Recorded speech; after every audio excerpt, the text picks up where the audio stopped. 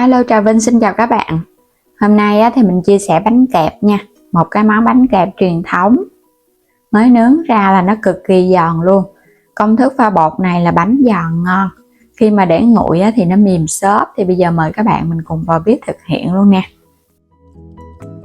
Đầu tiên là mình dùng ở đây 3 cái trứng gà. Thì 3 cái này là cái loại trứng lớn á. Các bạn cân lên luôn là khoảng 160g cả phần vỏ. Còn này là 200g bột gạo có cái loại dạng hạt á, thì cái bánh nó sẽ giòn. Và 150g bột mì đa dụng, 150g đường luôn, 400ml nước cốt dừa nha. Mình làm bánh truyền thống thì dùng nước cốt dừa cho nó béo, thêm chút muối và vani.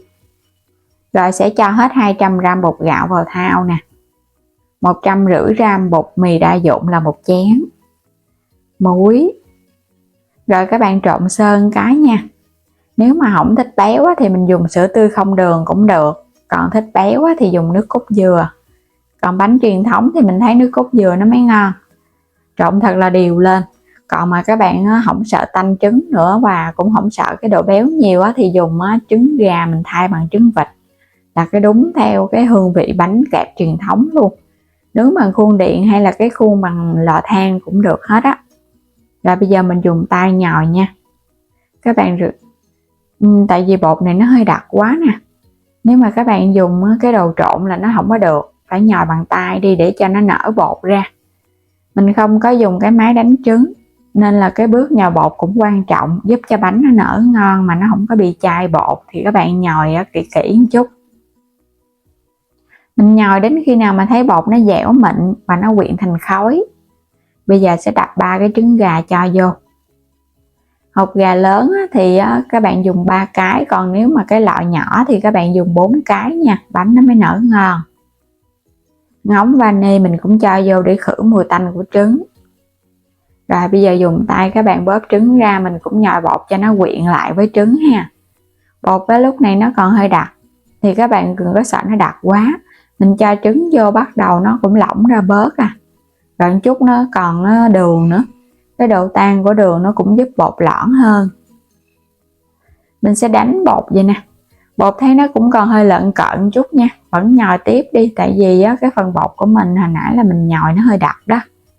Mình nhồi mình bóp ra và mình đánh bột để cho bột nó nở. Các bạn thấy nó nổi nhiều bong bóng thì hãy cho đường vô nha. Chứ cho đường vô sớm quá là bột nó chai. Trứng cũng giúp cho nó tăng thêm cái độ nở cho bánh. Nên là khi mà mình nhồi bột là phải nhồi với trứng trước rồi mới cho đường vô sau. Giống như làm bánh tay yến vậy đó. Đánh bột khoảng 5 phút nữa. Hôm nay mình dùng là cái khuôn điện nè. Khuôn điện mini. Khuôn bánh kẹp. Hay là cái máy nướng bánh kẹp bằng điện mini. Các bạn bấm vào góc trái video nha. Mình có để sản phẩm bấm vô xem và lựa chọn mua ủng hộ mình ha. Một khuôn vậy là cũng có 100 mấy Mình quét sơn lớp dầu cái làm nóng khuôn. Ghim điện vô Quay trở lại phần bột. Mình phải để yên cho nó nghỉ ít nhất là 15 phút cho đến 1 tiếng đồng hồ. Thì bánh của mình nướng lên nó mới nở ngon nha. Chứ không thôi nó bị chai. Cái khuôn nó cháy điện lên, nó nóng khuôn rồi. Thì bây giờ các bạn sẽ cho bột vô. Nhớ là phải cho nó cháy cái nút điện lên. Sau đó rồi cái nó tắt. Thì các bạn hãy cho bánh nha. Chứ không thôi cho bột vô sớm quá là nó bị chai bột. Khi cho bột vô thì bắt đầu cái đèn này nó sáng lên nè. Mình để yên. Nướng đến khi nào mà đèn nó tắt là được rồi. Một cái bánh là khoảng 2 phút. Nướng thì thấy nó cũng không lâu đâu. Các bạn làm cứ bỏ đây nướng đi, cái làm công chuyện khác nha. Làm nướng ít thì giữ nó luôn. Còn nướng nhiều nhiều giống như mình thì cứ để đây. Chừng nào mà nó tắt điện thì quay trở lại mình lấy bánh ra. Chứ không có cần phải giữ nó đâu. Rồi cái đổ bột vô nướng tiếp cái khác Khi nào mà nó tắt điện thì mình lấy ra tiếp. Thì thời gian này mình cũng làm được công chuyện nhà. Hoặc là mình nấu cơm ăn, làm đồ ăn đồ vậy đó. Cũng không lâu gì đâu. Bánh vàng ươm đẹp mắt. Mới nướng ra là cực kỳ giòn luôn Mình bẻ ra cho các bạn xem nha. Đây là cái bánh mà nó giòn mới nướng nè. Giòn dữ lắm. Thơm phức Ăn thử rất là ngon luôn. Còn khi mà các bạn nướng mà nó hơi trắng cái khuôn chưa nóng đều thì nó sẽ mềm. mềm xốp. Còn bánh mà nó vàng đều khuôn nóng á, thì nó giòn rụm luôn. Rồi múc bột vô mình nướng tiếp nha. Cứ nướng xong cái mình lấy bánh ra. Mà thèm á, thì ăn liền luôn cũng ngon lắm. Để nguội á, thì nó mềm xốp, còn ăn liền á, thì nó giòn rụm cực kỳ ngon và béo nữa. Có cho nước cốt dừa đó.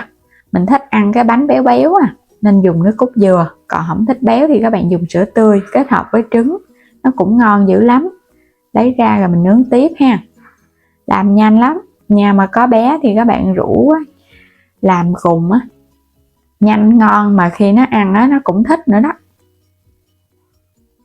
Mình nướng xong hết rồi nè, rất là nhiều bánh luôn các bạn.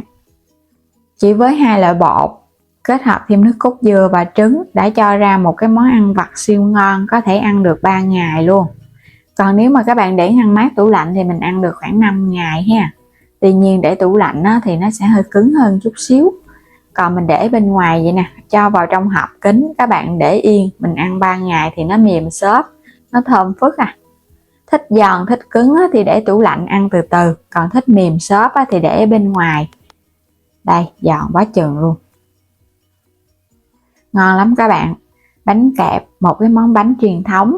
Có khuôn điện thì các bạn cứ nướng khuôn điện, còn không có thì nướng bằng cái khuôn than, khuôn bánh kẹp xưa đó. Hoặc là không có nữa thì các bạn nướng bằng cái chảo, cho bột mỏng rồi cái nướng cũng ngon lắm. Nhớ là nướng chảo thì phải bột thật là mỏng, chứ nướng dày quá là nó không có ngon. Béo nhất là nước cốt dừa, độ ngọt cũng vừa ăn nha, không quá lạc đâu mà cũng không quá ngọt lắm, nó cũng vừa vừa vậy đó. Nếu mà bạn nào thích ít ngọt thì cũng có thể giảm đường lại. Bánh giòn thì bột nó sẽ hơi đậm chút, còn các bạn làm bánh mà nó xốp xốp mềm mềm thì bột nó hơi lõn ra. Công thức này là bánh giòn ha.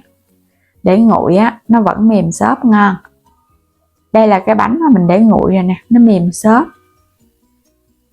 chứ nó không bị cứng đâu, nó mềm mềm xốp xốp. Thích ăn kiểu nào thì mình thấy cái bột này làm cũng ngon.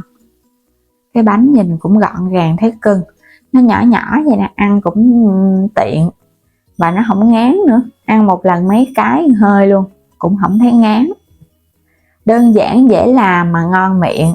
Thì các bạn cứ sắm cái khuôn về để dành làm xong cái mình chùi rửa cho sạch để khô ráo rồi cái mình cất Và bây giờ cảm ơn các bạn đã luôn theo dõi ủng hộ kênh nha. Nếu chưa đăng ký thì vui lòng đăng ký ủng hộ kênh Alo Trà Vinh và Alo Trà Vinh 2, và bấm vào góc trái video hoặc là ảnh kênh chuyển đến cửa hàng lựa chọn nhiều sản phẩm mua ủng hộ mình với ha. Xin chào tạm biệt, hẹn gặp lại các bạn ở những video tiếp theo.